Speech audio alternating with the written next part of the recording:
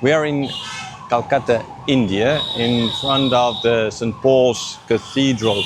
I wanted to record inside, but the father's not here to give the permission today. You need permission to record videos inside there. So we're kind of just outside on public territory. And I just going to do the reading of Exodus chapter 7.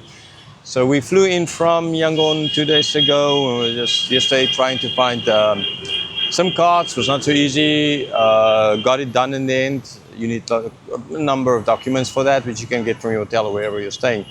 Anyhow, so we did get that. Now we're ready and we can kind of continue the road of recording. So let's read Exodus chapter 7, verse 1. And the Lord said to Moses, "See, I have made you like God to Pharaoh, and your brother Aaron shall be your prophet. You shall speak all that I command you, and your brother Aaron shall tell Pharaoh to let the people of Israel go out of his land.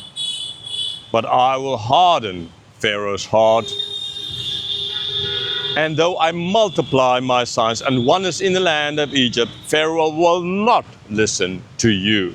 Then I will lay my hand on Egypt and bring my hosts, my people, the children of Israel, out of the land of Egypt by great acts of judgment. The Egyptians shall know that I am the Lord when I stretch out my hand against Egypt and bring out the people of Israel from among them." Moses and Aaron did so. They did just as the Lord commanded them. Now Moses was 80 years old and Aaron 83 years old when they spoke to Pharaoh. Then the Lord said to Moses and Aaron, "When Pharaoh says to you, 'Prove yourself by working a miracle,' then you shall say to Aaron, 'Take your staff and cast it down before Pharaoh, that it may become a serpent." So Moses and Aaron went to Pharaoh and did just as the Lord commanded. Aaron cast down his staff before Pharaoh and his servants, and it became a serpent. Then Pharaoh summoned the wise men and the sorcerers, and they, the magicians of Egypt, also did the same by their secret arts. For each man cast down his staff, and they became serpents.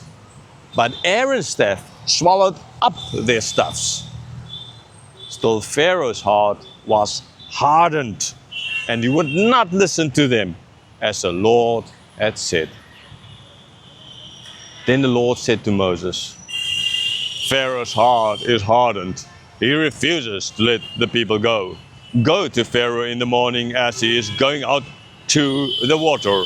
Stand at the bank of the Nile to meet him, and take in your hand the staff that turned into a serpent. And you shall say to him, 'The Lord, the God of the Hebrews, sent me to you, saying, Let my people go, that they may serve me in the wilderness. But so far you have not obeyed.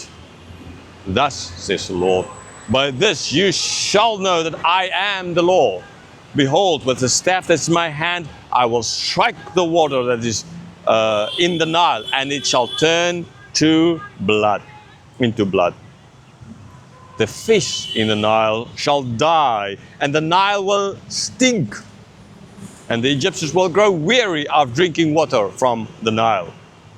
And the Lord said to Moses, "Say to Aaron, take your staff and stretch out your hand over the waters of Egypt, over their rivers, over their canals, and their ponds, and all their pools of water, so they may become blood. And there shall be blood throughout all the land of Egypt, even in vessels of wood and in vessels of stone." Moses and Aaron did as the Lord commanded.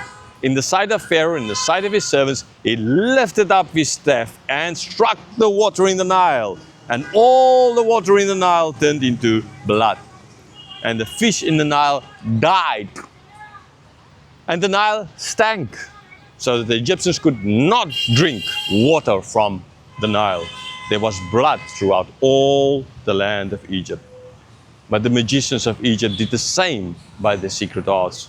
So Pharaoh's heart remained hardened, and he would not listen to them as the Lord had said.